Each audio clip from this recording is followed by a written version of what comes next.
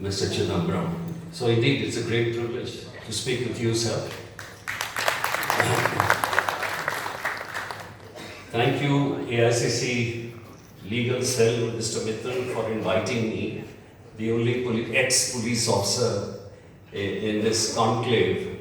Thank you more because the committee which made the new laws were a couple of professors who did a part-time job with the help of a lawyer and another district judge. But no police officer was invited, and neither was he in the committee. And later on, when the parliamentary committee was also there and we kept giving our names, even the Indian Police Foundation was not invited.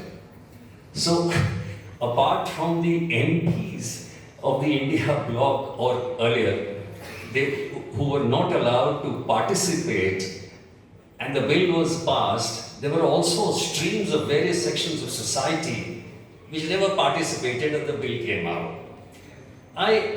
Let me say, from the policeman's perspective, I have a lot of issues with this act. And I've heard very intently what my Madhya Pradesh colleague, Mr. Tankha, has said, and distinguished Mr. Chidambaram. From a police perspective, I find it absolutely amazing, number one, that the Indian Law Commission, which is there, was never even referred to for making this law. And this is one of the points which Mr. Chidambaram has also been raising. Secondly, the amazing thing is that we are talking about decolonization. It is the latest buzzword, if you've been hearing, decolonization. And in this decolonized attempt, 95% of the laws remain the same. So it's a huge attempt. Third, the earlier CRPC at least talked about something modern in the 1880s. That is the police commissionerate system, which came in Madras Presidency, which came in Calcutta and in Bombay. In the new one, it's not there. So this is decolonization for you. And by the way, in the end, I would still appeal to the MPs that you are still going by the outdated colonial system of a collector, the Lat Sahab and the Kaptan in the district.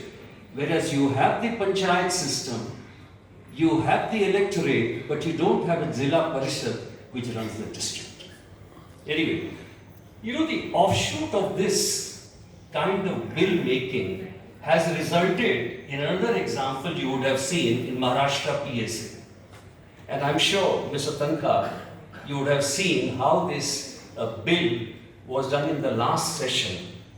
And despite the Makoka, despite the UAPA, there is a Public Security Act in Maharashtra which is going to take care of the urban Nakshals. It's a joke. Second point, the FIR is a very easy thing, it's a very good thing. You made it, everyone can file FIR from everywhere, from Kerala. Somebody will file an FIR about something and the preliminary can be done by the local police. But even I as a policeman, I'm very scared of giving the powers of preliminary inquiry. It will create a huge, huge issue. And as it is, the enforcement officers, some of the dirty ones who are indulging in Makan Khali Garana and all these business, this is exactly the kind of business it will give rise to if you're given the power of preliminary inquiry. As a police officer, even I don't want, a remand for 15 days stretched across 90 periods. It's a huge responsibility. There are two things a superintendent of police is very worried about. One is death in police custody. And we used to be horrified at the very idea of it. And second is a communal riot in the district. Because after that, when the Judge Sahab comes in the Judicial Commission, you've had it. I've suffered it, I know. The third point, a spate of definitions. So now in BNSS, I have a sub-inspector who can register terrorism. You have a UAPA Act where at least there are some safeguards. The DSP does this, sanction comes from the government.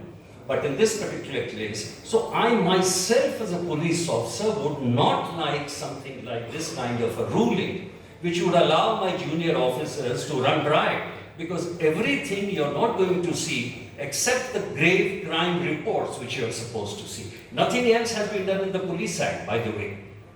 That remains the same.